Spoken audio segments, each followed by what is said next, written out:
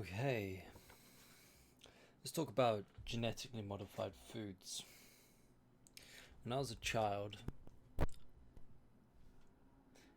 I'd get fruit, or my parents would get me fruit. One of the fruits I remember is grapes. Do you know a grape? They're these sugary little spherical parcels of goodness. Grapes they weren't my favourite fruit as a child, but they've really grown on me.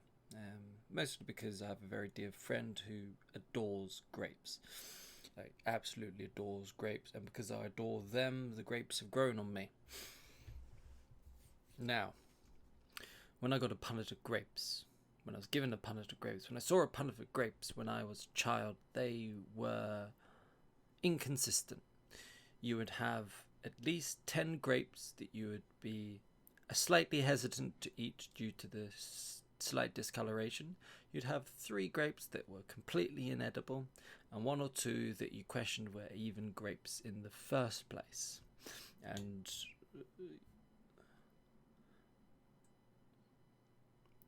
could even be cuckoo grapes sent from a parasitic grape plant to infiltrate the grape hive mind and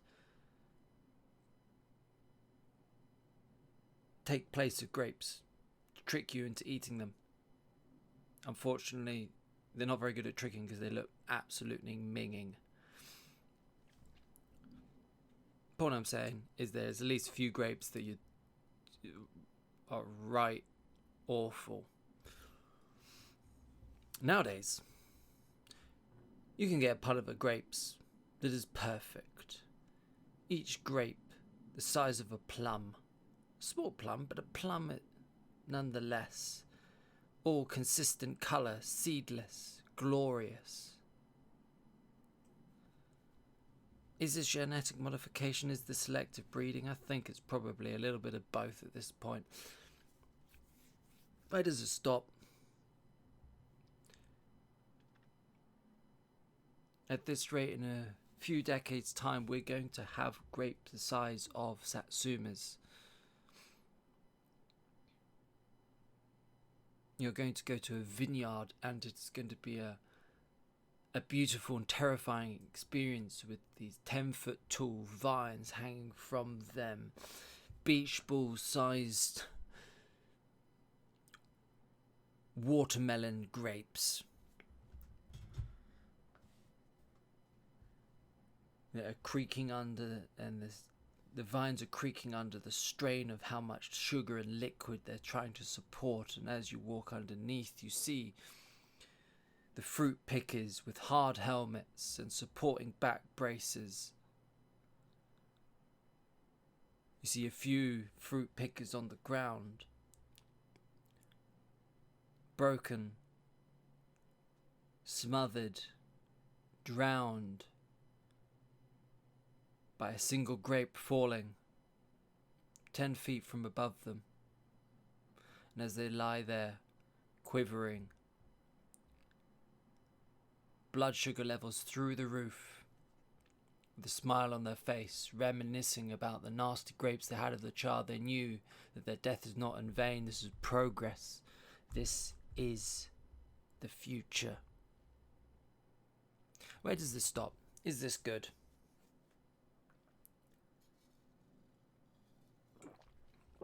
Is it even bad? I'm not certain. What is the consequences to this direction? From my experience, the foods that have a tartness, a tang to them, a slight distaste to them, have nutrients in them. The darker, greenier leaves have more vitamins than the lighter colour, sweeter leaves. There is research showing that plants that grow up with stresses in the environment through insects produce more nutrients. There's research that shows that the vegetables and the foods that we have now only have a fraction of the nutrients that they once had 100 years ago. Part of this, and almost certainly most of this, is due to the pesticides that we use on the grounds. Glyphosate. I'm looking at you, Monsanto, although please don't demonetize me if this eventually becomes demonetized. You know what? Screw it. Demonetize me. I don't care. This is not a money platform. This is a middle finger to Monsanto. If you're not familiar with Monsanto, please type into Google the very unbiased question Monsanto atrocities ? Or Monsanto evils ? And go do your unbiased research. Anyway, the ground soils are getting destroyed. The fungus in the soils are getting destroyed by antibiotics and antifungals that we put onto our plants. And these fungals, these mushrooms, these funguses are very responsible, almost critically responsible for the nutrient generation and production in terms of the plants. And so even though we are getting bigger and bigger foods, they are becoming more and more dilute with nutrients. Is this a good thing? Probably not. Probably not. But you know what? Capitalism, progress, feeding the masses is inevitable. I don't think I'm going to change it.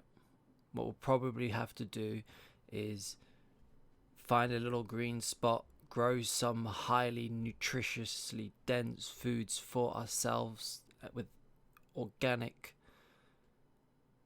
organic environment in order to supplement the atrocities that are strawberries the size of your hands that are coming in the future.